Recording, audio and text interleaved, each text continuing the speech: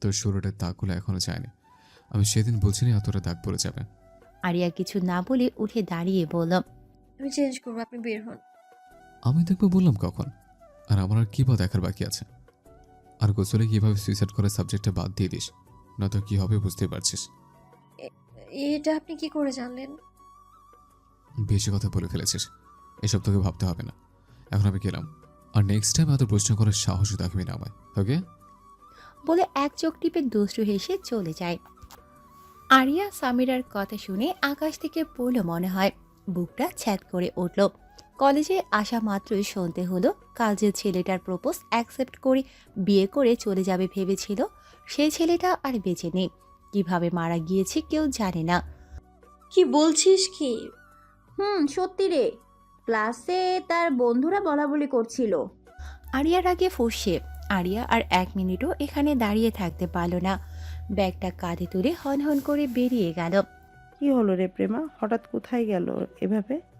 আমার কেমন যেন সন্দেহ হচ্ছে। দেখ, ফারহান ভাইও কিন্তু আরুকে প্রপোজ দিয়েছিল, সেও মারা গেছে।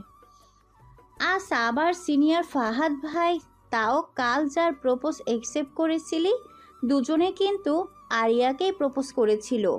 আর দুজনই মৃত্যু। কিছু বুঝতে পারছিস? তাই তো। আচ্ছা, এর পেছনে কে আছে রে?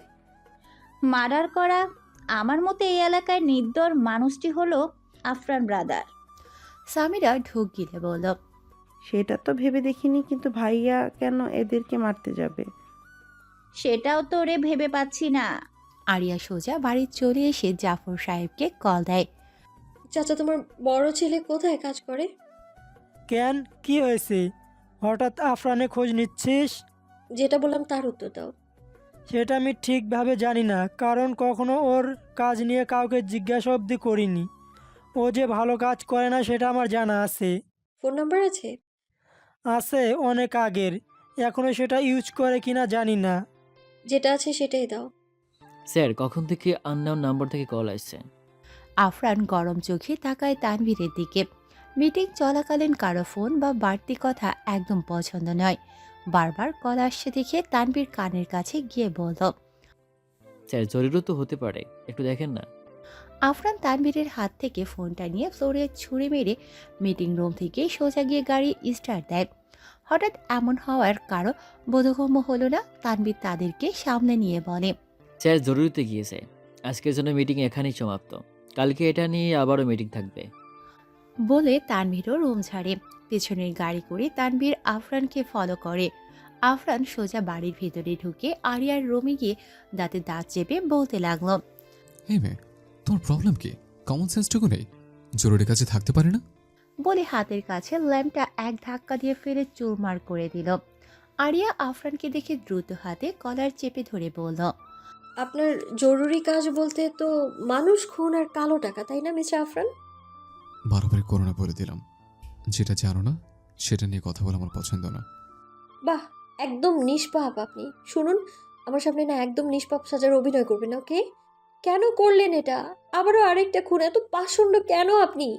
নিজের মতো চলেন, ভালো কথা, কেউ তো কিছু বলেনি আপনাকে, কিন্তু কোনো মায়ের কোল খালি করতে বুকটা কাঁপলো না আপনার? এত পাষাণ কেন আপনি? জবাব দিন।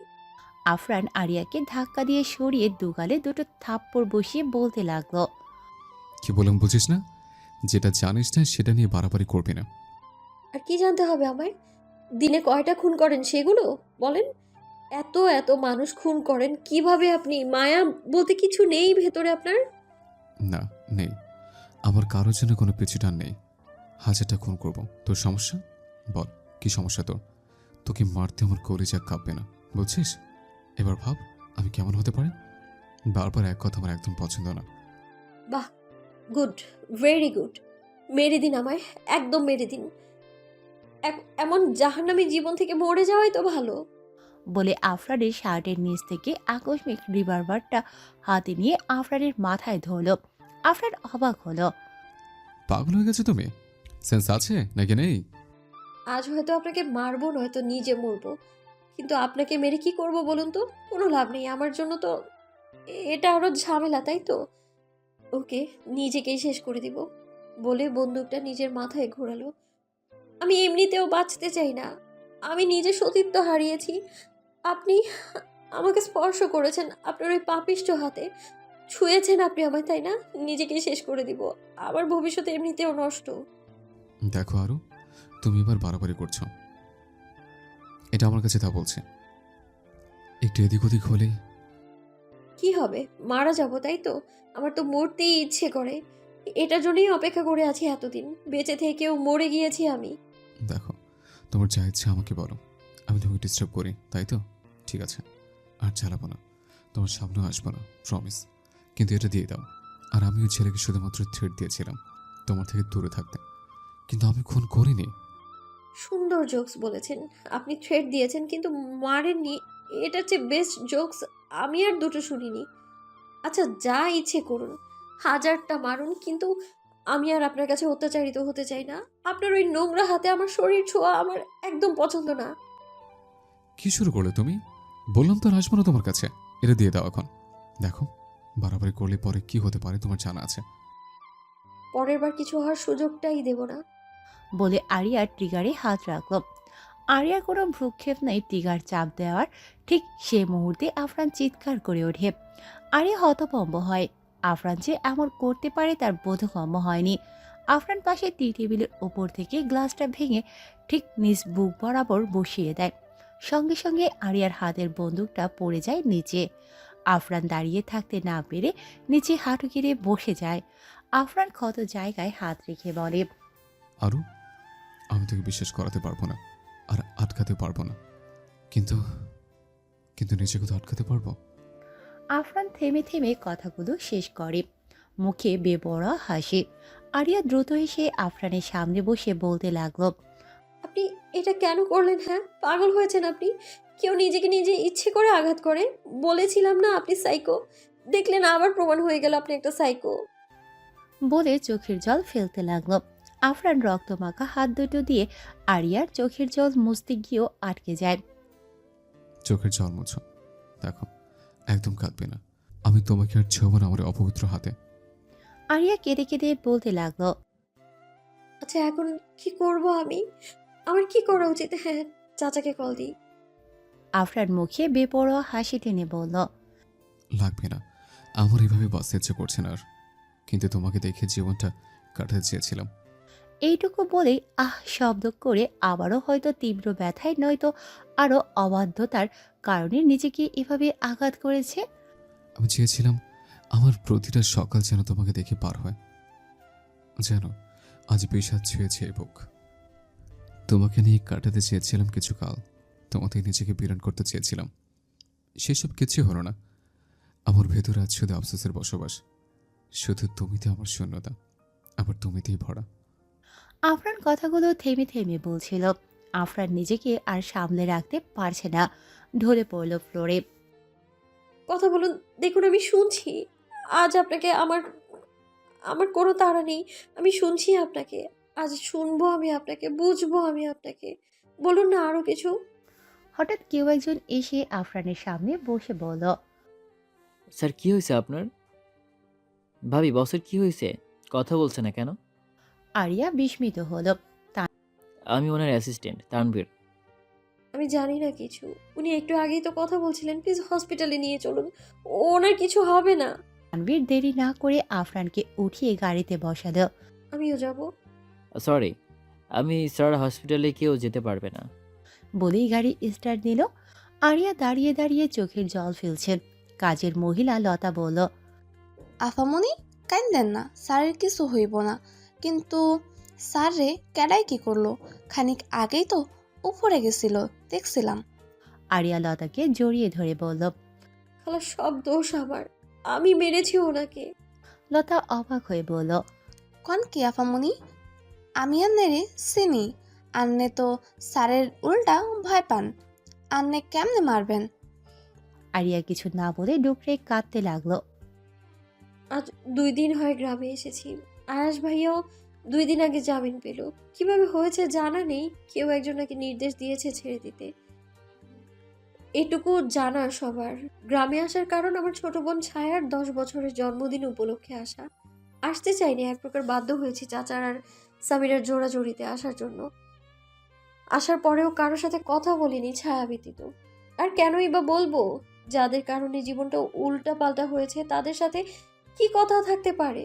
আজ 12টার পরেই কেক কাটা হবে, বাড়ি ভর্তি মানুষ।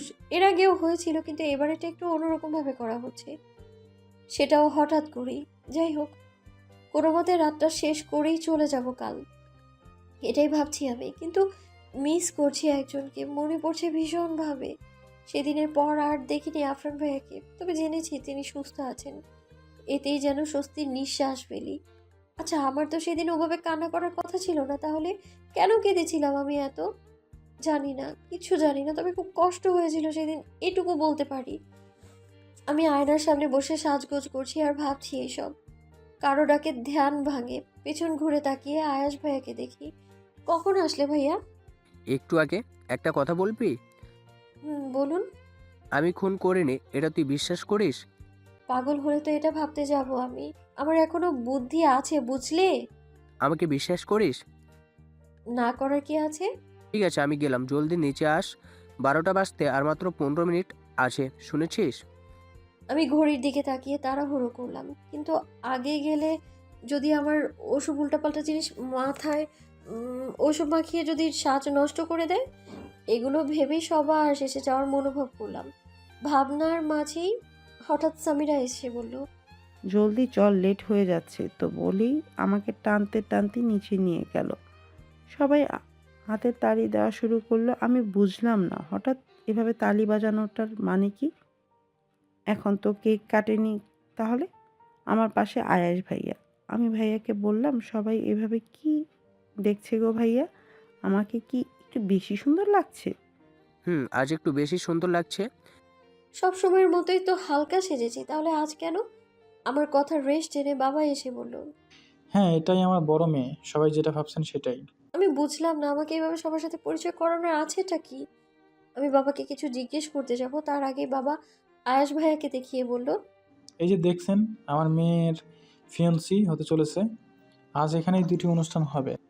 প্রথমেই তো আয়ুষ বাবার সাথে আমার মেয়ে আংটি বদল হবে, পরে ছোট মেয়ের জন্মদিন। আমি যেন আকাশ থেকে পড়লাম। বাবা কি পাগল হয়ে গেল? এসব কি বলছে? আয়াস ভাইয়ের সাথে বিয়ে? What's this? আমি বাবাকে উদ্দেশ্য করে বললাম, এসব কি বাবা? বাবা আমার কথাটা যেন শুনলেনই না। আমি আয়াস ভাইয়ের দিকে তাকিয়ে বললাম, এসব কি ভাইয়া? এটা কি মজা করার সময়? তাও এমন মজা? আমার একদমই ভালো লাগছে না এটা। কেন, তুই আমায় পছন্দ করিস না? এসব কি বলছো আয়াস ভাইয়া? আমি তোমায় পছন্দ করি, বাট ওভাবে।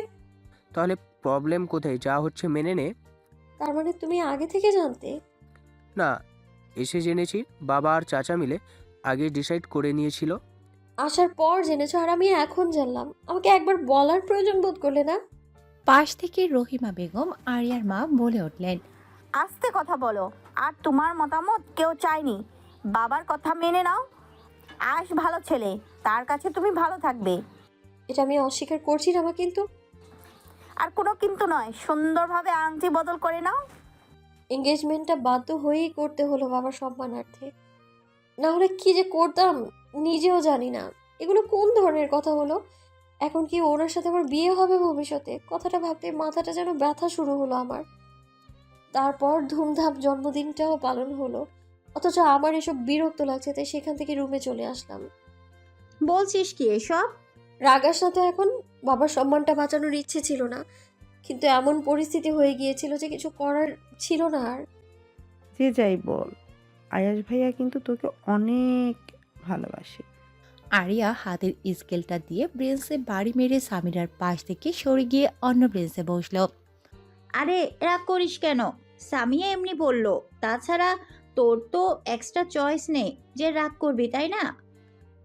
প্রেমার কথায় হতভম্ব হলাম। আসলেই তো আমি রাগ করছি কেন? বিয়ে তো করতেই হবে, তাহলে যে আমাকে ভালোবাসে তাকে করলে প্রবলেমটা কোথায়? কিন্তু তবু কেন এত বিরক্তি লাগছে সবকিছু?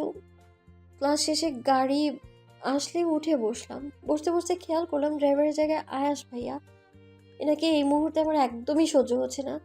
নিজে জানার পরেও স্বার্থের জন্য মানুষটা আমায় জানালো না। ওনার সাথে কোনো কথা নেই আমার। আমি চুপচাপ বসে আছি বাইরের দিকে তাকিয়ে। কিছুক্ষণ পর ভাইয়া নীরবতা কাটিয়ে বলল, এখনও রেগে আছিস? আমি কিছু বললাম না। দেখ, এভাবে তোকে রাগ করতে দেখলে ভালো লাগে না। আমি ভুল করেছি মানলাম তো, এবার তো মাফ কর। আমি ভাইয়ার দিকে একবার তাকিয়ে ভাইয়ার দেওয়ার ডায়মন্ড রিংটা খুলে তার দিকে ধরলাম। বিষয়টাতে ভাইয়া বোধহয় কষ্ট পেলেন, সাথে সাথে গাড়ি ব্রেক করলেন সে। আয়াস ভাইয়া আমার দিকে ছলো দৃষ্টিতে তাকিয়ে আছে, বোধহয় এখনই জল গড়িয়ে পড়বে। আমি বুঝতে পেরে বললাম, আমার আংটি পরতে ভালো লাগে না। আয়াস ভাইয়া কিছু বলল না। আমি পড়লাম মহা মুশকিলে। আজব এক জীবন আমার, যা কিছু হয় সব বাধ্য হয়ে করতে হয়। যত সব ন্যাকামোর জীবন আমার, না চাইতেও আবার পড়ে ফেললাম। না পড়তে চাইলে নিজের কাছে রেখে দিস। রাতে খাবার খেয়ে এসে শুয়ে পড়লাম, ফোনটা একটু ঘাটাঘাটি করে আবার রেখে দিলাম। কিছুই ভালো লাগছে না, সব কেমন বিরক্ত লাগছে আমার। আমি শোয়া থেকে উঠে বসলাম, দরজা খুলে বাড়ির একদম কর্নারের রুমটার দিকে তাকালাম। না, সব অন্ধকার। তার মানে আজকেও তিনি আসেননি বাড়ি। কিন্তু আমার যে ভীষণ দেখতে ইচ্ছে করছে। না থাকলে নাই, একটু ওনার রুমটা গিয়ে দেখে আসি, তাও একটু ভালো লাগবে বোধহয়। আমি টিপ টিপ পায়ে ওনার রুমের দরজা খুললাম। আজ তো লক করা নেই ভেবেই একটু খুশি লাগলো। গিয়ে লাইট না জ্বালিয়ে শুয়ে পড়লাম। বিছানা থেকে সুন্দর ঘ্রাণ আসছে। আচ্ছা, উনি কি বিছানায়ও সুগন্ধি লাগান? আচ্ছা, ওনার রুমটা তো আজও দেখা হয়নি একটু। আজ যখন সুযোগ পেয়েছি দেখেই নি। ভেবে খাট থেকে নেমে যেতেই রুমের লাইট জ্বলে উঠল। আরিয়ার বুকটা কেঁপে উঠে চোখ তুলে তাকাতেই দেখলো আফরান হাতে কোট নিয়ে দাঁড়িয়ে আছে। আরিয়া ঢোক গেল, ভয় কাঁপতে লাগলো হাত পা। কিন্তু আরিয়ার ভাবনাকে কুলসিত করে দিয়ে আফরান আরিয়াকে না দেখার ভান করে পাশ কেটে ভেতরে ঢুকে খাটের উপর কোটটা ছুঁড়ে ফেলে। গলার টাই খুলতে খুলতে আর চোখে আরিয়ার দিকে তাকায়। আরিয়া জানে আফরান ইচ্ছে করে তাকে ইগনোর করছে। এতদিন অনেক চেষ্টা করেছে একটু দেখার, আজ তো দেখেছে। কই, মুখে কেন কথা ফুটছে না? তার তো ক্ষমা চাওয়া উচিত আফরানের থেকে। তার জন্যই তো ওই দিন নিজেকে আঘাত করেছিল আফরান। দেরিতে হলেও বুঝতে পেরেছিল তাকে বাঁচানোর জন্যই নিজেকে আঘাত করেছিল। আফরান গলা খাকারি দেয়। আরিয়া তাকায়, কিন্তু বুঝতে পারছে না সে তার রুমে আসার জন্য এতক্ষণে পুরো বাড়ি মাথায় তুলে ফেলতো, অথচ আজ কিছুই বলছে না। আমি শার্ট চেঞ্জ করব। আমি চাই না কি আমার পাপিসটা শরীর দেখুক। আরিয়া বুঝতে পেরে রুম ছাড়ে। 2টার উপরে বাজে, এখনও আরিয়ার চোখে ঘুম নেই। খুব কষ্ট পেয়েছেন তিনি। ওইদিন খুব ভাবে বকেছিলাম ওনাকে। হ্যাঁ, বকেছিলাম তো। কষ্ট কেন পাবেন না? আমার শাস্তি পাওয়া উচিত ওনার কাছ থেকে, কিন্তু আমাকে মারলেন না কেন আজ? আচ্ছা, উনি কি সত্যি আমায় ভালোবাসেন? তাহলে বলেন না কেন? উফ, আমি কি সব ভাবছি। উনি কেন আমায় ভালোবাসতে যাবেন? আশ্চর্য, আমি ওনার সম্পর্কে এইসব কেন ভাবছি? আচ্ছা, উনি কি ঘুমিয়ে গেছেন? ওনার বুকে কি এখনো ব্যথা আছে? না, আর ভাবতে পারছি না। একবার দেখেই আসি। ধরা খেলে বকা খাবো, না হয় 2-4টা খাবো। কি আর হবে, এমনিতেও অভ্যাস হয়ে গিয়েছে। কথাগুলো নিজে নিজে বলে পা বাড়ালো আবারও আফরানের রুমের দিকে। পা পা করে আসতে ধীরে রুমে ঢোকার আগে একবার দরজায় হালকা আওয়াজ করেছিল, জেগে আছে কিনা চেক করতে। বুঝতে পারলো ঘুমিয়ে পড়েছে, তাই সংকোচ ছাড়াই রুমে ঢুকলো। রুমের ডিম লাইটটা জ্বালালো, অফ করতে গিয়েও করলো না। অফ করলে যাকে দেখার আছে দেখবে কিভাবে? আরিয়া আফরানের মাথার কাছে গিয়ে দাঁড়ালো। চুলগুলো এলোমেলো হয়ে আছে, ঝাপসা দেখা যাচ্ছে সব কিছুই। আফরানের মাথার কাছে গিয়ে ফ্লোরে লেপ্টে বসে পড়ল। খাটের ওপর 2 হাত রেখে হাতের তালু দিয়ে নিজের দুগালে ভর দিয়ে নিম্ন গলায় বলতে লাগলো, আচ্ছা, আপনার ব্যথা আছে এখনো? আমি কি খুব বাজে বলেছিলাম? আপনি তো আপনার কথা রাখলেন, আমার সামনেও আসেননি ইচ্ছে করে। আমাকে আগের মতো আর জ্বালাতনও করেনি। কিন্তু আমার কেন আপনার এমন নীরবতা ভালো লাগছে না? দূরে যেতে চেয়েও কেন বারবার আপনাকে নিয়েই ভাবছি আমি। কাছে আসার আপ্রাণ চেষ্টা করছি, কেন বলতে পারেন? আমি তো চেয়েছিলাম আপনার থেকে দূরে কোথাও চলে যেতে, তাহলে আপনাকে একটুখানি দেখার তৃষ্ণায় কেন বারবার আপনাকে খুঁজে, বলতে পারবেন? আরিয়া কোমল কণ্ঠে এগুলো বলে 2 ফোঁটা চোখের জল ফেলল। আরিয়া আফরানের বুকে ধরে দেখতে চাইল তার ব্যথাটা এখনো আছে কিনা, তাই হাত বাড়ালো। আকস্মিক আরিয়ার হাতটা আফরান ধরে বলল, এই পাপিসটার শরীরে হাত বাড়িও না, তোমার হাত অপবিত্র হয়ে যাবে। আ- আপনি কখন উঠলেন? ঘুমিয়েছি কখন? মানে? কিছু না। তো এখানে কেন এসেছো? আমি তো জ্বালাইনি তোমায়, আমার নোংরা শরীরের ছোঁয়া তোমাকে দিইনি, তাহলে কেন এসছো? আরিয়া হঠাৎই ফুপিয়ে উঠল। আমি ইচ্ছে করে বলিনি ওই দিন। আমি উত্তর চাইনি। আরিয়া এবার মৃদু শব্দে কাঁদতে লাগলো। আফরান পাশে ল্যাম্প লাইটটা জ্বালিয়ে বলল, এখানে এসে এভাবে নাকামো কেন করছিস? হ্যাঁ, যেভাবে চেয়েছিস পেয়েছিস তো, তাহলে আর কি চাই তোর? আমাকে মেরে দিয়ে পরে হেভি থাকবে? বল, তাহলে মেরে দে আমায়, আমি নড়বো না বিন্দু পরিমাণ। একটু ধমকিয়ে বলল কথাগুলো। আফরানের কথাগুলো শুনে আরিয়া এবার ভ্যা ভ্যা করে কাঁদতে লাগলো। আজব তো, এভাবে কাঁদছে কেন? হ্যাঁ, আরিয়ার কান্না থামার কোনো নামগন্ধ নেই। আফরান এবার আরো জোরে ধমকিয়ে বলল, চুপ, একদম চুপ, আর একটু আওয়াজ করবি তো এখানে মেরে ফেলবো। আরিয়া সেমভাবে কেঁদেই চলেছে। আরে, আমাকে কি ভয় পাও না একটু? আজব তো, কথা না শুনলে কি হবে জানো তো? দুজনের চেঁচামেচিতে জাফর আয়েশ উঠে আফরানের রুমে আসলো। এসে আরিয়াকে কাঁদতে দেখে জাফর সাহেব তেতিয়ে উঠলেন। আচ্ছা আফরান, তুমি কি জীবনে মানুষ হবে না নাকি? এত রাতে মেয়েটাকে ডেকে এনে মারলে এটার কোনো মানে হয়? যে যেটার যোগ্য সে সেটাই পাবে। তুমি এখানে আসলে কেন? আমি এই মেয়ের ন্যাকামো কান্না দেখতে ব্যস্ত। আশ্চর্য একটা মানুষ, এত কাঁদতে পারে কিভাবে? হ্যাঁ, আফরান, এত রাতে ওকে এভাবে তোর রুমে ডাকলি কেন? এখন আর ছোট নেই আরিয়া। আজব তো, আমি ডাকতে যাবো কেন ওকে? ও নিচে তো এসছে। আরিয়া নিজে এই রুমে আসবে, আমরা এত বছরেও দেখিনি এখানে পা রাখতে, আর তুই বলছিস আজ তুই আসছিস জেনে ও এখানে আসবে? আশ্চর্য তো, আমি জানি কি ও কেন আসছে। আরিয়া এখনো কেঁদেই যাচ্ছে। এটাকে এখান থেকে নিয়ে বিদায় হতো। এইভাবে কাঁদছে কেন? আমি কি করেছি? হ্যাঁ, তুই কি করতে পারিস সেটা 4 বছর আগে দেখে নিয়েছি। আর শোন, ও এখন আমার হবু স্ত্রী, বুঝলি? ওর সাথে আমার এঙ্গেজমেন্ট হয়েছে, এক্সাম বাদেই বিয়ে। এখান থেকে ওকে মারামারি হাত তোলা সব বাদ দে। ওকে, আমার হবু স্ত্রীর গায়ে কেউ হাত দিবে সেটা আমি মেনে নিব না। মাইন্ডেড? আয়েশের কথায় আফরান হেসে বলল, ইয়েস, সেটাই বলছে। একে এখান থেকে নিয়ে ফুটো, গেট লস্ট। আর তোর হবু বউকেও বলে দে যেন আমার রুমে যখন তখন না আসে। তোর রুমে নিয়ে যাস, ওর থেকে কিছু চাইতে থাকতেও পারে, তাই না? আফরানের কথায় আয়েশের গা জ্বলে ওঠে। দুহাত মুষ্টিবদ্ধ করে দাঁত কটমট করতে থাকে। হচ্ছেটা কি এখানে? হ্যাঁ আফরান, তুমি কিন্তু সীমা লঙ্ঘন করছো এবার। আমি সীমা আজ না অনেক আগে ছাড়িয়েছি। সো গট ইট, এখন যা এখান থেকে। জাফর আরিয়াকে তুলে বলে। বেশি মেরেছে? আরিয়া হেসকি তুলছে, যার কারণে বলতে পারছে না কিছু।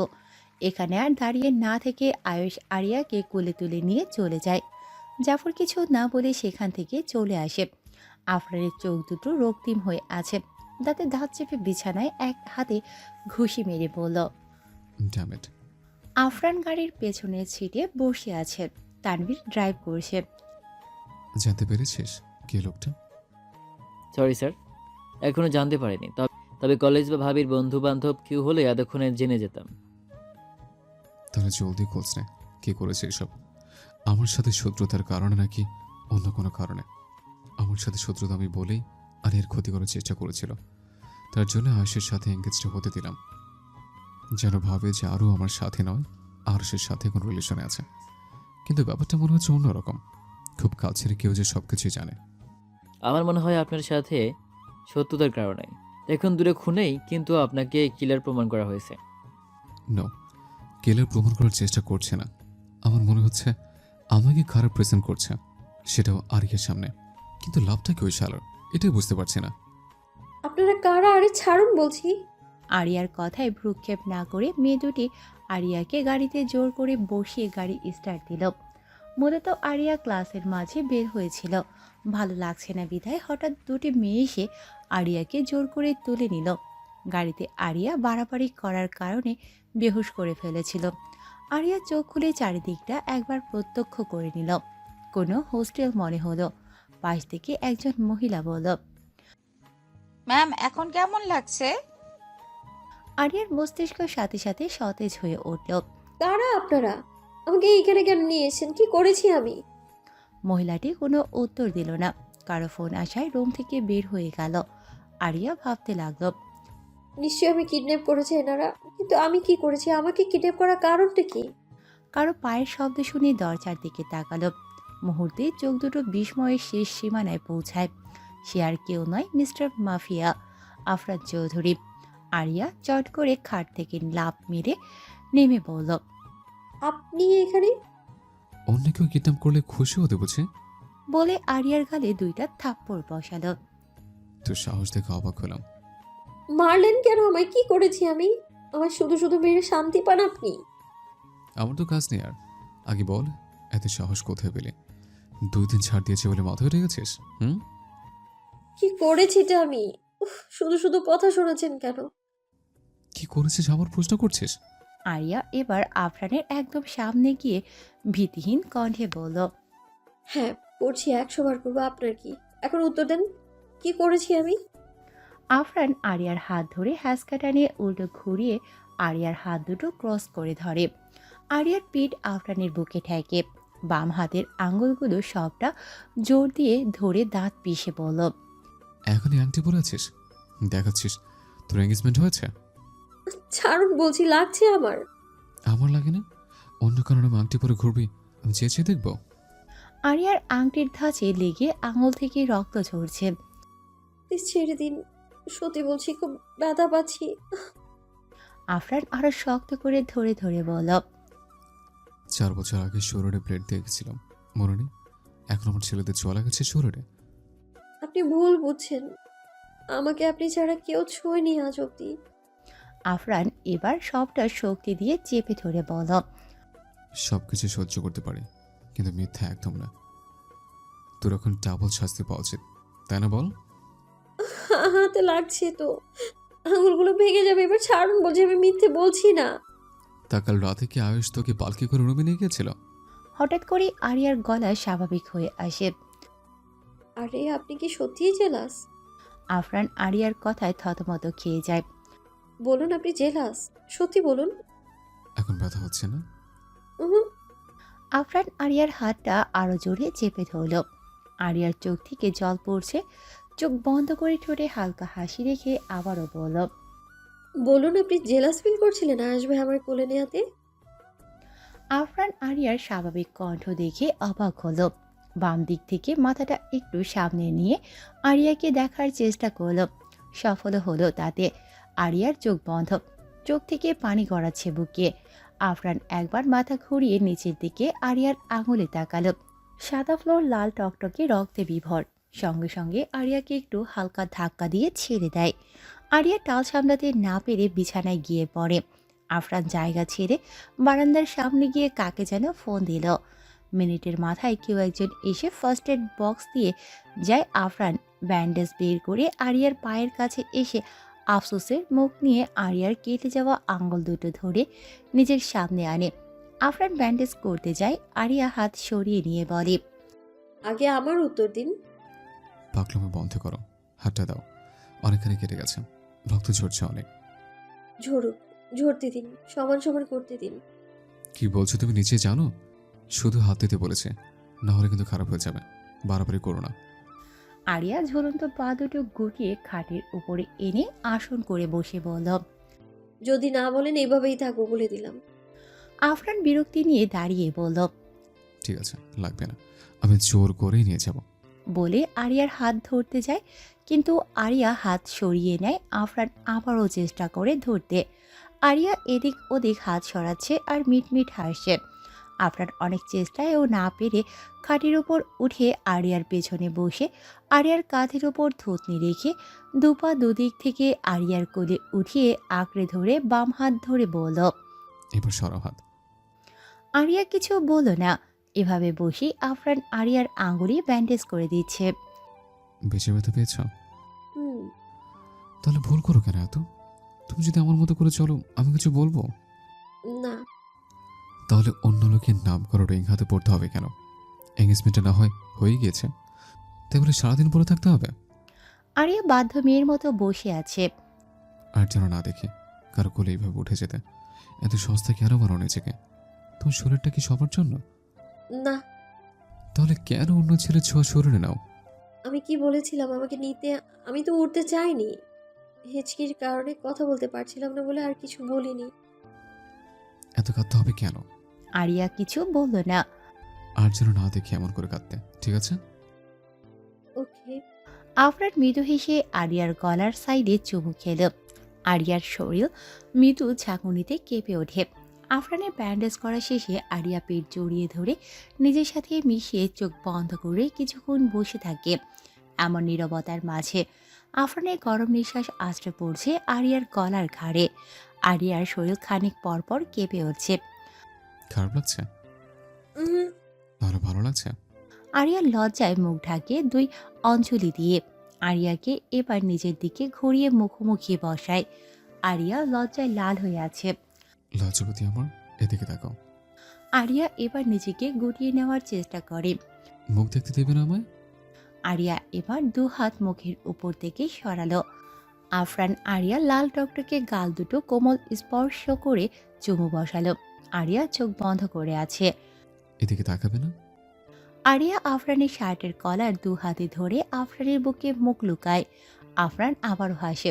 আসলে মায়াবতী আমার খুব লজ্জাবতী। একটু চুপ থেকে আবার বলল, আমার মানসিক শান্তি তুমি। তোমার প্রতিটা স্পর্শ আমার ভালো থাকার কারণ। অথচ তোমার হাতে দীর্ঘ সময় লাগলো সেটা বুঝতে। দীর্ঘ সময় বলতে আপনি আমাকে কত জনম ধরে ভালোবাসেন আগে সেটা বলুন তো। আফরান আরিয়ার কথার উত্তর করল না।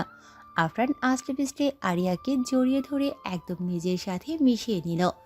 আরিয়া এখনো আফরানের কলারেই ধরে আছে। আমার যে এই মুহূর্তে কারো মাঝে ডুবে যেতে ইচ্ছা করছে লজ্জাবতী। আরিয়া আফরানের বুকে কামড় বসালো। লাগছে তো, আসতে দাও। আরিয়া এবার আরেকটু জোরে আরেকবার কামড় বসায়। ও, মেরে ফেলো নাকি? ছাড়ো বলছে। বলে আরিয়াকে নিজের কাছ থেকে সরানোর চেষ্টা চালালো। খানিক পর ছেড়ে দিয়ে আরিয়া বলল, যখন আমাকে মারেন তখন আমার ব্যথা লাগে না? এবার প্রতিশোধ নিবা? কিন্তু আমি যে সেদিন নিজের বুকে আঘাত করলাম, সেটা কি কম ছিল নাকি? আরিয়ার মুখটার সাথে সাথে মলিন হয়ে গেল। আতঙ্কিত চেহারায় আফরানের শার্টের বোতাম খুলতে লাগলো। আর করছো কি? রোমান্স করতে ইচ্ছে হয়তো আমাকে বলো। এইভাবে তাড়াহুড়ো করে। চুপ একদম। বলে আফরানের বুক চেক করতে লাগলো। হ্যাঁ, বুকের বাঁ পাশটায় দাগ পড়ে আছে এখনো। তার মানে এখানেই লেগেছিল। সেই জায়গায় চোখ ফেলে বলল, এখনো ব্যথা আছে তাই না? ও আচ্ছা, এই জন্য এইভাবে শার্ট খুলতে হয়? বলুন, এখনো ব্যথা আছে খুব? জানি না, যখন অবাধ্য হও তখন খুব ব্যথা লাগে এইখানটায়। আরিয়া আফরানের দিকে অসহায় চোখে তাকায়। আরে কি দেখছো? সত্যি বললাম, আর কখনো অবাধ্য হবে না। একদম সহ্য করতে পারে না কিন্তু রাগের সময় সব ভুলে। আফরান এটুকু বলেই কারো ঠোঁটের ছোঁয়া অনুভব করে নিজের ঠোঁটে। সেকেন্ড কয়েক পর আরিয়া সরে আসতে চায়, কিন্তু আফরান আরিয়াকে সরতে না দিয়ে উল্টো দু হাতে মাথার দুপাশে হাত রেখে শক্ত করে ধরে চোখ বন্ধ করে কিস করতে থাকে একাধারে। দুজনের গরম নিঃশ্বাস ঘন হচ্ছে, আশ্রয় পড়ছে একে অপরের উপর। যেন যোগ কয়েক পর শান্তিতে তৃষ্ণা নিবারণ করছে তৃপ্তির সাথে। বেশ খানিকক্ষণ পর হবে হয়তো। 8 থেকে 10 মিনিটের মাথায় আফরান আরিয়াকে ছেড়ে দিয়ে খুব কাছে টেনে নিয়ে আবারও গলায় মুখ ডুবায়। সিল্কি চুলে সদিন ঘ্রাণ আফরানকে বেসামাল করে তুলছে। আরিয়া আফরানের কলার চেপে ধরে আছেন। নিঃশ্বাসের মৃদু আওয়াজ যেন মুহূর্তটাকে আর উজ্জ্বল করে দিচ্ছে। অনেকক্ষণ পর আফরান নিজেকে ইচ্ছে করে আটকালো। নিষ্পাপ মেয়েটাকে এর চেয়ে বেশি অপবিত্র করতে ইচ্ছে হচ্ছে না তার।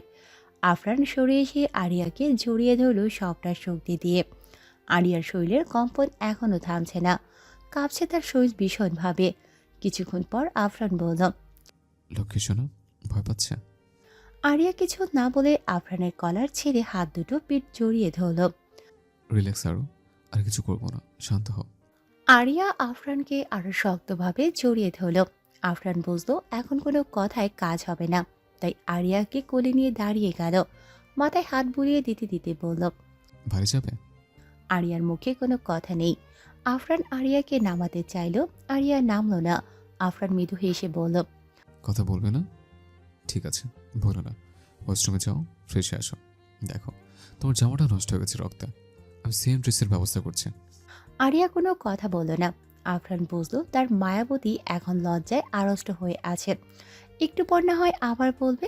আফরান মুচকি হেসে আরিয়াকে নিয়ে খাটের উপর বসে মাথায় হাত বুলিয়ে দিতে লাগলো। এদিকে হঠাৎ করে সামিরার বিয়ে ঠিক হয়ে যায়। অবশ্য হঠাৎ বললে ভুল হবে, ছেলেটা অনেক দিন ধরেই সামিরাকে কলেজে ফলো করত, কিন্তু সামিরা অতি গুরুত্ব দেয়নি, তাই সোজা বাড়িতে বিয়ের প্রস্তাব পাঠায়। ছেলের বিলাসবহুল ঐশ্বর্য দেখে আর ছেলের বিষয়ে বিভিন্ন তথ্য জেনেই সামিরার বাবা আজমল শিকদার রাজি হয়েছেন এই বিয়েতে। এদিকে সামিরার মা রাবেয়া বেগম অবশ্য এত জলদি মেয়েকে বিয়ে দিতে অস্বীকৃতি জানালেও লাভ হলো না।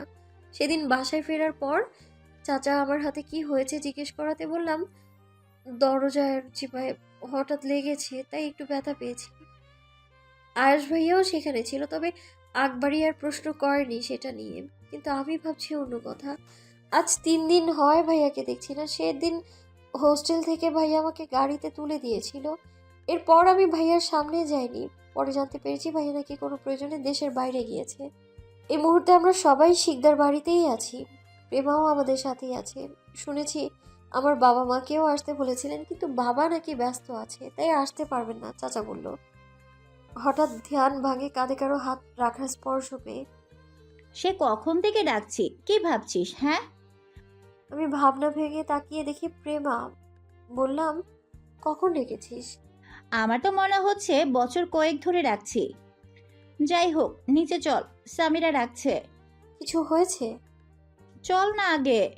বলে এক প্রকার টানতে টানতে নিয়ে গেল আমায়। বাড়ির বড়রাই এদিক সেদিক ছুটে কাজ করছে, আর 2 দিন পরেই তো বিয়ে। এত বড় বাড়ি গুছিয়ে বিয়ের মতো ডেকোরেশন করা কি একদিনে সম্ভব নাকি? সামির একটু অভিযোগ করে বলল, তোরা আমাকে একা ফেলে রেখে কোথায় ছিলিস? হ্যাঁ, এখানে আমার কি কেউ পরিচিত আছে গল্প করার জন্য? আরিয়া একটু ঠাট্টা করে বলল। আহারে বেচারি, তা ভাইয়াকে কল দিয়ে কথা বলে একাকিত্ব কাটাতে পারেন না? আমরা কি আপনার পাশে সবসময় তাসবিহ গুনবো? সেটাই তো, ভাইয়ার সাথে তো পরিচয় আছিস, এই কল দিয়ে কথা বললেই পারিস। একটা জিনিস মানতেই হবে জানিস, ভাইয়ার কিন্তু ভীষণ সাহস। কিভাবে তোর বাবা মাকে ডিরেক্ট বিয়ের কথা জানিয়ে দিল? ইস, আমার জীবনেও যদি এমন কেউ আসতো, আফসোস আর আফসোস। একেবারে মনের কথাটাই বললি, কিন্তু তুই আর স্বপ্ন দেখে লাভ নেই। তোর তো আয়াস ভাইয়ার সাথে এক্সামের পরে বিয়ে। আমি অবশ্য একটু আশা রাখতে পারি কেউ একজন এমন আসুক। উফ, কি রোমান্টিক। বলে খিলখিল করে হাসল প্রেমা। কথাটা আরিয়ার বুকটায় ছ্যাদ করে উঠল। আয়েশ ভাইয়াকে সে বিয়ে করতে চায় না বিন্দুমাত্র না। সে কেন আয়েশ ভাইকে বিয়ে করবে? সে তো আফরান ভাইকে।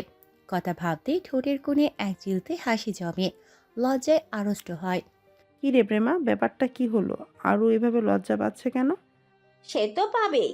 একটু আগে আয়াস ভাইয়ার কথা বললাম না, সেই মেয়ে তো দিন দিন আয়াস ভাইয়ার প্রেমে পড়ছে, দেখছিস না?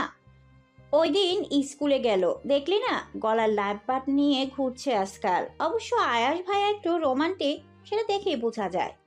প্রেমার কথায় আরিয়ার মুখটা একটু মলিন হয়। তোমাদের আয়ুষ ভাইয়া রোমান্টিক, সেটা কিভাবে জানো? কথার আওয়াজ শুনে 3 জন পিছন ঘোরে। এদিক দিয়ে যাওয়ার সময় প্রেমার শেষের কথাটা শুনতে পেয়ে কথার রেশ টানল আয়ুষ। ভাইয়া কখন আসলে? এই তো একটু আগেই। তা নিয়ে কি কথা হচ্ছে এখানে? কথার মাঝে যে আমি আছি সেটা কিন্তু শুনে ফেলেছি। প্রেমা আয়েশকে দেখে এক দফা আবারও ক্রাশ খায়। চুলগুলো গোছানো, ফর্সা গায়ে লাল মেরুন টি শার্ট পরে আছে, কালো প্যান্ট টাকনুর ওপরে গোটানো। প্রেমা তো হা হয়ে আছে। আরিয়া কথা কাটিয়ে বলল, তোরা গল্প কর, আমি আসছি। বলে আয়েশের পাশ কেটে চলে যাওয়ার মাঝেই আয়েশ আরিয়ার বা হাত ধরে বলে। তোমার সাথে কথা আসে। আরিয়া আয়েশের দিকে তাকিয়ে হাত ছোটানোর জন্য হাত মুচড়িয়ে যাচ্ছে। পারবো না ছুটতে, শুধু শুধু এমন করো না। বলে আরিয়াকে নিয়ে চলে গেল। সামিরা প্রেমা মিটিমিটি হাসছিল। ওরা যাওয়ার পর পাহাড় সমান হাসিগুলো ছাড়ল। আয়েশ আরিয়াকে নিয়ে একটা খালি রুমে গিয়ে দরজা আটকিয়ে দিল। প্লিজ হাত ছাড়ুন বলছি, আমার ব্যথা লাগছে। মিথ্যা বলবি না, আমার উপর এখনো রেগে আছিস তাই না? তাই এমন করছিস। দরজাটা খুলে দিন, মানুষ কি ভাববে বলুন তো? কি ভাববে? হবু হাজবেন্ড ওয়াইফ একটু আলাদা থাকতেই পারে না, তাই নয় কি? দেখুন, আমার খারাপ লাগছে, হাত ছাড়ুন। আপনি তো কখনো এমন জোর করেননি, তাহলে আজ এমন কেন করছেন? করিনি তো কি হয়েছে, আজ থেকে করব। তুই আমার কথা একটুও ভাবিসনি। এতদিন হয়েছে এঙ্গেজড হয়েছে, ইচ্ছে করে একটু কথা বলছিস কি? আমার কষ্ট হয় না? তোকে আমি ভালোবাসি, এটাই কি আমার ভুল বল আরিয়া? আমি জানি না, কিন্তু আমি কাউকে ভালোবাসি না। আয়ুষ আরিয়ার হাত ছেড়ে বাহু শক্ত করে ধরে বলল, কেন? কেন বাসিস না? আমি কি তোকে কোনো কিছুতে কিছু বলি? তোকে তো আমিও বকিও না তাহলে। এত বছর নিঃশব্দে ভালোবেসে এসেছি, আজ পর্যন্ত তোকে ছুঁয়ে দেখিনি। আমার ভালোবাসা তোর চোখে লাগে না? কি করছেনটা কি? ছাড়ুন বলছি, ব্যথা লাগছে খুব আমার। আয়ুষ এবার আরিয়াকে ছেড়ে দেয়। আমাকে ছুবেন না বলে দিলাম। আমার ভালো লাগে না অন্য কেউ আমায় ছুলে। অন্য কারো স্পর্শ আমার অস্বস্তি হয়। আয়ুষ আরিয়ার দিকে তাকিয়ে রইল অসহায়ের মতো। এতটা ভালোবাসে ও তার মন ছুঁতে পারল না। সামান্য স্বাভাবিক ছোঁয়াটাকে এত কিছু মনে করছে। আজ আয়ুষের ধৈর্যের বাঁধ ভেঙেছে, তাই তো চোখ দিয়ে পানি পড়ছে। আরে ভাইয়া, এভাবে কাঁদছেন কেন? আমি তেমন কিছু বলিনি তো, কাঁদবেন না আপনি। আয়ুষ হঠাৎ করেই আরিয়াকে জড়িয়ে ধরে বলে, প্লিজ আরিয়া, আমাকে ফিরিয়ে দিস না। আমি বড্ড ভালোবাসি তোকে। আরিয়া কিছু বলার মতো আর সাহস পেল না। ছেলে হয়ে চোখে জল সত্যি বেমানান। হঠাৎ বাহিরে কিছুর আওয়াজে আরিয়াকে ছেড়ে দেয় আয়ুষ। দরজা খুলে বোঝার চেষ্টা করে কি হয়েছে, কিন্তু সব কিছুই স্বাভাবিক। আরিয়া পেছন থেকে বলে ওঠে, উফ, এই ফুলদানিটা কিভাবে পড়ল? আরিয়ার কথায় আয়ুষ নিচের দিকে তাকায়। এত বড় একটা ফুলদানি বাতাসে তো পড়ে যাওয়ার কথা না, কিভাবে পড়ল? হয়তো কেউ যাচ্ছিল, ধাক্কা খেয়ে পড়ে গেছে। কিন্তু এটাও কিভাবে হয়? যদি কেউ অনিচ্ছাকৃতভাবে ফেলতো তাহলে নিশ্চয়ই এখানেই থাকতো এটা তোলার জন্য। আর সেই সন্দিহান দৃষ্টি চারিদিকে কাউকে দেখার চেষ্টা করলো। আরিয়া আর এখানে দাঁড়িয়ে না থেকে বলল, হ্যাঁ প্লিজ, আমাকে সাইড দিন, আমার এখানে ভালো লাগছে না। আয়েশ আর কথা না বাড়িয়ে সাইড দিয়ে দেয়। তা তোর প্রেম কেমন চলছে হবু বউয়ের সাথে? আমারটা বাদ দে, আগে বল কেন মেয়ে পেলি, নাকি সেই আগের পছন্দ নিয়েই পড়ে আছিস? যেটা পছন্দ হয়েছে সেটা তো আমি চাই, কিন্তু বাকিটা ভাগ্য।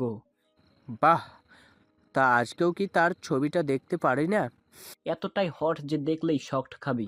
সো আমি চাই না আমার বন্ধুর এত জলদি হার্টের সমস্যা হোক। বলে চোখ টিপ মারল।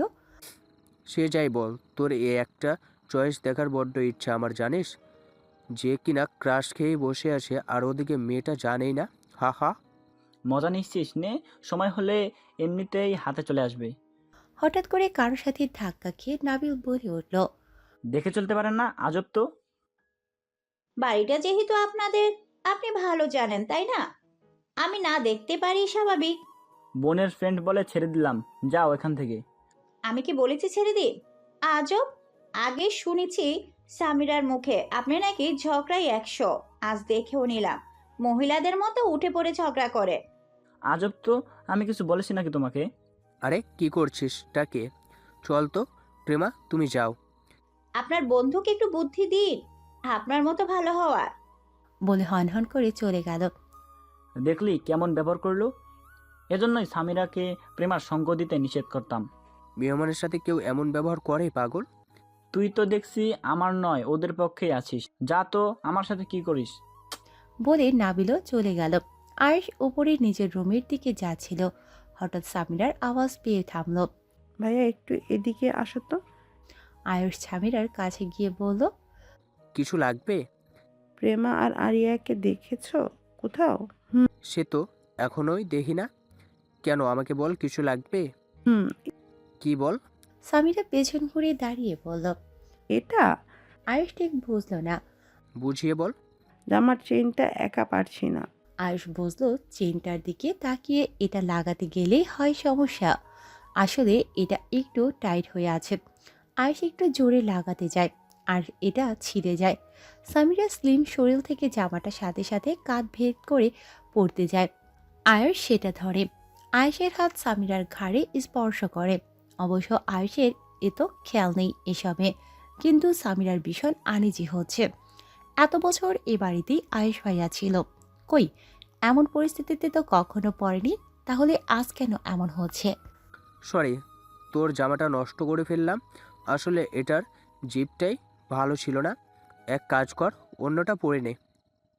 এই নে, এটা ধর। সামিরা জামা ধরার আগে আয়ুষ ছেড়ে দেয় খেয়াল না করে। এখানেই হচ্ছে বিপত্তিটা। জামাটা সাথে সাথে সামিরার বুক বরাবর পড়ে যায়। আয়ুষ না বুঝে চট করে সামিরাকে পেছন থেকে জড়িয়ে ধরে। আয়ুষের ডান হাত সামিরার বুকের ওপর। সত্যি বলতে আয়ুষ ভাবেনি কি থেকে কি হয়ে যাচ্ছে। আয়ুষ শুধু সামিরার উন্মুক্ত পিঠ থাকতে চেয়েছিল। শেঠ, ঠিক মতো নিজেকেও সামলে রাখতে পারিস না? হা।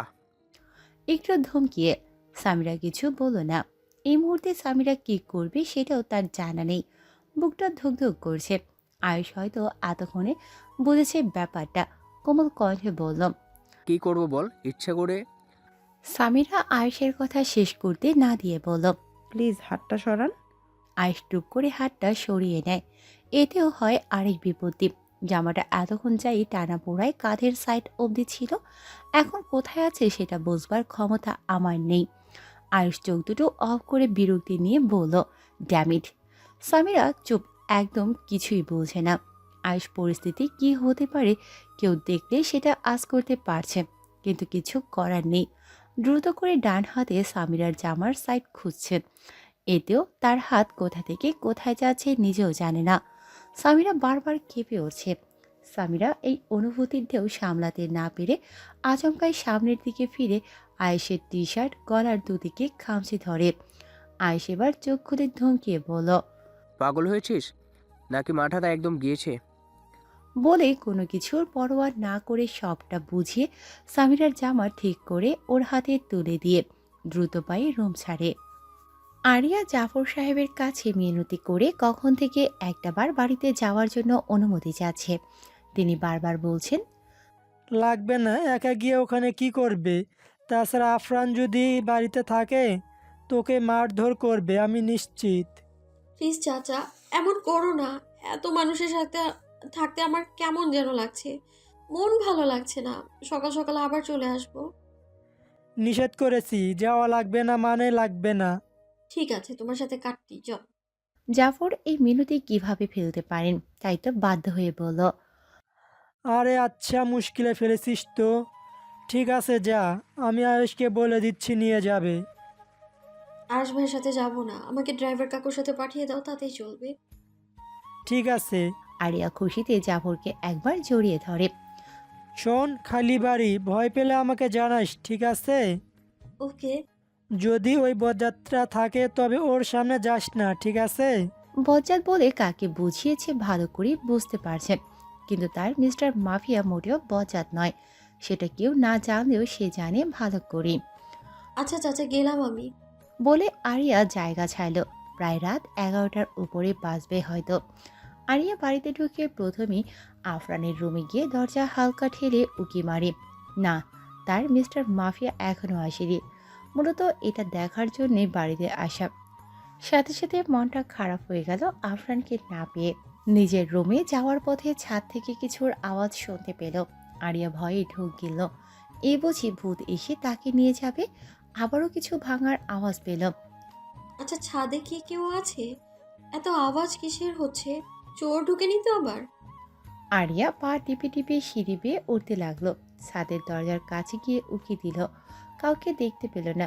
দরজা খুলে ছাদ ঢুকে বা সাইডের দিকে চোখ আটকাল। ছাদের ওপর যে কাচের টেবিলটা ছিল সেটা ভেঙে টুকরো টুকরো কাঁচগুলো চারিদিকে ছড়িয়ে আছে। কাচের উপরে টিপ টিপ রক্ত। চায়ের কাপগুলো ভেঙে গুঁড়ো গুঁড়ো হয়ে আছে। আরিয়া ঠিক বুঝলো না এখানে হয়েছেটা কি। তাই বোঝার চেষ্টা করে আরিয়া আরেকটু সামনে গেল। ছাদের কর্নারে চোখ গেল। আফরান আকাশে তাকিয়ে আছে, হাতে সিগারেট জ্বালানো। কয়েক হাত পেছনে তানভীর মাথা নতজানু হয়ে অপরাধীর মতো তাকিয়ে আছে। আফরানকে দেখে আরিয়ার চোখ দুটি খুশিতে ছলছল করছে। আর এক সেকেন্ডও না দাঁড়িয়ে দৌড়ে গিয়ে আফরানকে পেছনের দিক থেকে জড়িয়ে ধরল। আফরান স্ট্রং হয়ে দাঁড়িয়ে রইল। মনে হয় সে আগে থেকেই জানতো এমনটাই হবে, তাই তো বিন্দুমাত্র নড়েও নি। আরিয়াকে দেখে তানভীর ছাদ ছাড়ে। প্রায় মিনিট কয়েক পর আরিয়া বলতে শুরু করে, আমাকে না বলে কেন চলে গিয়েছিলেন? হ্যাঁ, কতদিন হলো গুনে দেখেছেন? একটু কল পর্যন্ত দেননি। কতটা নিষ্ঠুর আপনি। আফরানের মুখে কোনো কথা নেই। কি হলো, কিছু বলছেন না কেন? আর আপনি সিগারেট খান আগে, তা তো দেখিনি কখনো। আফরান আকস্মিক আরিয়ার ডান হাত ধরে আরিয়াকে উল্টো ঘুরিয়ে নেয়। আরিয়ার পিঠ আফরানের বক্ষ স্পর্শ করেছে। আরিয়ার হাত আফরানের পেট স্পর্শ করেছে। শক্ত হাতে আরিয়ার হাতটা চেপে ধরেছে। করছেন কি? ব্যথা পাচ্ছি তো, ছাড়ুন বলছি। আফরান কোনো কথা বলছে না। এত জোরে ধরেছেন কেন আজ? আগে তো কখনো এতটা জোরে ধরেননি। আমার হাত মচকে যাবে তো। আফরানের মুখে কোনো কথা নেই। সিগারেট টেনে যাচ্ছে বাম হাতে। আরে এগুলোর ধোঁয়া আমি সহ্য করতে পারি না, আপনি এটা ফেলে দিন। বিশ্রী গন্ধ এতেছি। ছাড়ুন বলছি। কি করেছি আমি আগে বলবেন তো নাকি? আফরান এবার মুখ খুললো ভয়ার্ত গলায়। কি পেয়েছিস আমাকে? যেভাবে ইচ্ছে খেলবি, যা ইচ্ছে করে বেড়াবে, যার তার সাথে রুম শেয়ার করবে। কি সব বলছেন আপনি? নাকাম করবি না একদম। সুযোগ পেয়েছিস, অমরা ওরে ধরে শুরু করেছিস। লজ্জা করে না তোর? এতই বেড়া মানুষের সান্নিধ্য দরকার? 2 দিনের জন্য বাইরে ছিলাম, অমনি একা রুমে মানুষ নিয়ে ঢুকে পড়েছিস। বলে হাতের জ্বলন্ত সিগারেটটা আরিয়ার বাঁ দিকের ঘাড়ে ধরল। জ্বলছে খুব, প্লিজ সরান এটা, আমি মরে যাব। আপনি সত্যি খুব পাষণ্ড, একদম বাজে আপনি। আপনার সাথে আর কথাই বলবো না আমি। বলে কাঁদতে লাগলো আর ছোটার চেষ্টা চালালো। আফরান হাতের সিগারেট নিভার আগ পর্যন্ত ধরে রাখলো এভাবেই। এইখানটায়, ঠিক এইখানটায় মাথা লেগেছিল, তাই না? কি বলছেন? আমি সত্যি কিচ্ছু বুঝতে পারছি না ভাইয়া। ছাড়ুন এবার প্লিজ। কেন থাকতে মন চায় না? আমি তো পুরুষ মানুষ, তোর তো খুব পছন্দ পুরুষ মানুষের ছোঁয়া, তাই না? আমাকে যা বলার বলুন। আমার চরিত্র নিয়ে একদম বাজে কথা বলবেন না, সহ্য করবো না, আমি বলে দিলাম। তোর আবার চরিত্র আছে নাকি? হ্যাঁ, আই এম স্ট্রেঞ্জ। তোর মতো মেয়েদের চরিত্র থাকে, একটা দিয়ে হয় না, 1000টা লাগে। আপনি খুব খারাপ, আমি আর আপনার সাথে কথাই বলবো না, দেখবেন। আমার হাতটা ছাড়ুন, আমি আর পারছি না নিতে, মরে যাব আমি। আফরান কোনো কথা না বলে আরিয়ার শোল থেকে ওনাটা ছুঁড়ে ফেলে, জামার বাহুর অংশটুকু দুদিক থেকে ছিঁড়ে ফেলে। পাগল হয়ে গেছেন ভাইয়া, আপনি সত্যিই পাগল। এমন কেন করছেন বলুন? আমি বলছি তো আমি কিছু করিনি, আমি সত্যি বলছি, ছাড়ুন প্লিজ। আপনার সামনেও আর আসবো না, আমি আপনার রাগের কারণ হতে চাই না। আরিয়ার কথাগুলো যেন আফরানের বিষাক্ত কিছু মনে হলো। আরিয়ার হাত ছেড়ে দিয়ে নিচের দিকে ফিরিয়ে দুগালে কষে একের পর এক চর বসালো। আরিয়ার ঠোঁট কেটে রক্ত জমল, কিন্তু আফরানের এসবে কোনো মাথা ব্যথা নেই। এবার সে আরিয়ার দুহাতের বাহু ধরে নিজের কাছাকাছি এনে সবটা শক্তি দিয়ে বাহুতে খামচি বসালো। কেটে গিয়ে রক্ত পড়ছে, এসবের কোনো পরোয়া করল না, নিজের কাজে দৃঢ়তা রাখল। আরিয়া এসব শেষ পর্যন্ত সহ্য করতে না পেরে জ্ঞান হারিয়ে নিচে লুটিয়ে পড়ে। সকালবেলা আরিয়া নিজেকে নিজের রুমে আবিষ্কার করল। পাশে চেয়ারে একজন মেয়ে বসে আছে। আরিয়া উঠে বসে। মেয়েটা হালকা শব্দে চোখ মেলে বলে, সরি ম্যাম, আসলে চোখ লেগে গিয়েছিল। এখন কেমন আছেন? শরীর ভালো লাগছে? আপনি কে? আমি একজন নার্স। রাতে স্যার আমাকে ডেকে বলেছিলেন আপনার খেয়াল রাখতে। আরিয়ার শরীর ব্যথা আর দুর্বলতায় ভীষণ খারাপ লাগছে, তাই আবার শুয়ে যায়। ম্যাম কিছু নিয়ে আসি? মেয়েটি গিয়ে কিছুক্ষণের মধ্যেই ফিরে এসে বলল, এগুলো খেয়ে নিন। আরিয়া কথা বলল না। বুঝেছি, হাত ব্যথা তাই তো, আমি খাইয়ে দিই। বলে মেয়েটা আরিয়াকে খাইয়ে দিতে লাগলো। খাবার শেষে আরিয়াকে কিছু ওষুধ খাইয়ে দিয়ে বলল, ম্যাম যদি ঘুমাতে ইচ্ছা হয় ঘুমাবেন। আমার একটা জায়গায় যেতে হবে।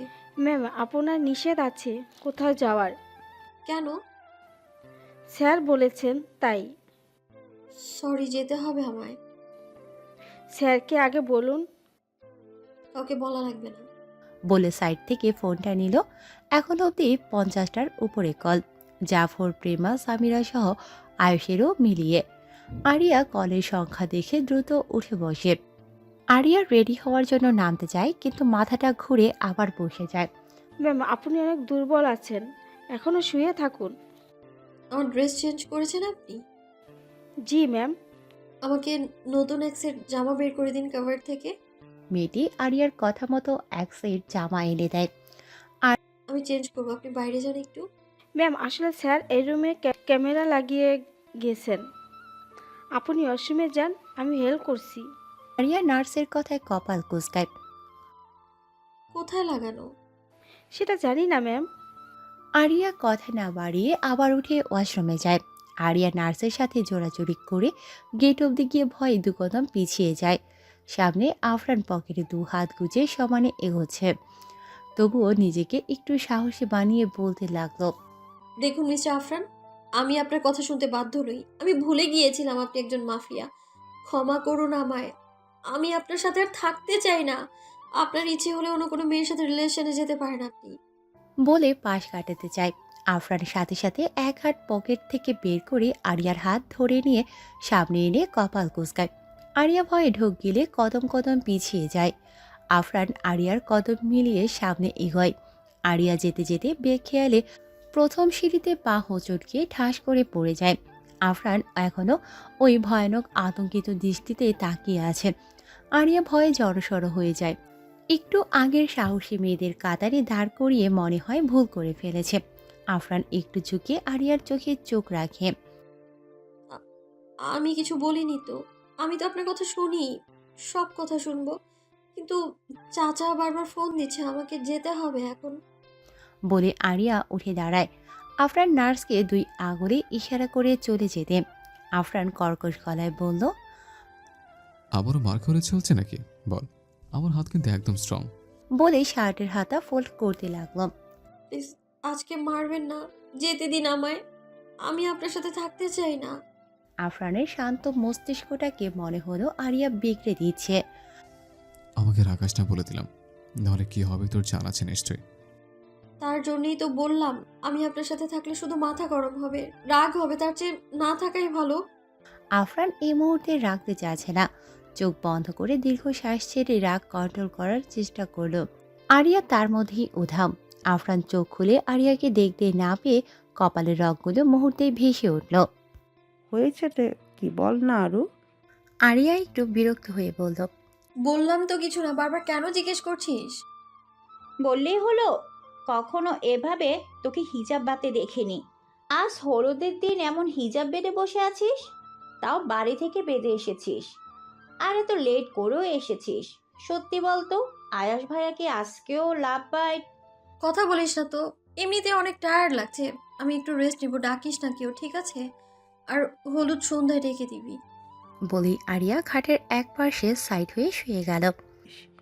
কি হলো কিছুই বুঝলাম না। তোরা এমন থাকলে আমার তো বিয়ে বিয়ে ফিলিংসটাই আসবে না। তা আসবে কি করে? বিয়ের 2 দিন আগে তো অন্য আরেকজনকে মনটা দিয়ে দিয়েছে। প্রেমার কথায় সামিরার চেহারাটা মলিন হয়ে যায়। আচ্ছা আমি কি সত্যি অসময়ে প্রেমে পড়লাম? ওনাকে পাওয়ার কি আর কোনো উপায় নেই? পাগল হয়ে গেছিস নাকি? আয়াস ভাইয়া আর আরিয়ার এঙ্গেজমেন্ট হয়ে গেছে। তাছাড়া ভাইয়া আরিয়াকে পছন্দ করে, আমরা সবাই জানি, তাই না? প্রেমার কথায় আরিয়া শোয়া থেকে হকচকিয়ে উঠে বলল, কি বলছিস? আয়াস ভাইয়ার প্রেমে পড়েছে সামিরা? আরে আসতে বল না। আচ্ছা আগে বল, এটা কি সত্যি? প্রেমা সামিরা অবাক হলো নিজের ফিয়ন্সির ব্যাপারে। এটা শুনলে অন্য কেউ হলে এতক্ষণে গোষ্ঠী শুদ্ধ মাথায় তুলত। আর একে না আগ্রহ নিয়ে জিজ্ঞেস করছে। তার বলছি কি, কাল রাত্রে এদের মধ্যে কি হয়েছে শুনলে তো তুই। কি হয়েছে বল না, শুনবো। আসলে রাতে সামিয়া জামার। আয়েশ প্রেমার কথার রেশ টেনে দরজার কাছ থেকে বলে উঠল, এসব হচ্ছেটা কি এখানে? তোমরা কি এখনো ছোট? কার সামনে কি বলতে হয় সেটাও জানো না? সামিরা ভয় পেয়ে গুটিয়ে যায়। আমি বলেছিলাম অ্যাক্সিডেন্টটা একটা জাস্ট অ্যাক্সিডেন্ট, বুঝিনি কি বলছি এটা নিয়ে। আর একটা কথা শুনলে কিন্তু খারাপ হয়ে যাবে। ভাই আমি শুনবো, আমায় বলো না প্লিজ। আয়েশ আরিয়ার দিকে তাকায়। কি সুন্দর নিষ্পাপ চেহারা এই মেয়ের। তার উপর আজ আবার দুধ সাদা শৈলে মেরুন কালারের হিজাব বেঁধেছে। মনে হয় যেন ফুটন্ত লাল পদ্ম। এই মেয়ে কি তাকে অস্ত্র ছাড়াই মেরে ফেলবে রূপ দিয়ে? আজব। কি হলো, চুপ করে আছো কেন, বলো না। শুনবে, আসলে হয়েছে কি, ওরা মজা করছে শুধু শুধু কাল থেকে আমাকে রাগানোর জন্য। ও, আমি ভেবেছিলাম আবার সত্যি সত্যি। আচ্ছা, যদি সত্যি হতো তোমার খারাপ লাগতো না? খারাপ কেন লাগবে? ভালোবাসার সময় অসময় মানে নাকি? দিক বিদিক না দেখেই তো হয়। আরিয়ার কথায় আয়েশ বোধ হয় একটু ধাক্কা খেল। আচ্ছা, তুমি কি এখনো প্রেমে পড়েছিলে কারো? সেটা তো জানি না ভাইয়া, কিন্তু আমার সাথে সবসময় বাজে হয়। বুঝলাম না ঠিক। কিছু না, আমাকে কেউ বুঝবে না, কোনোদিনও না।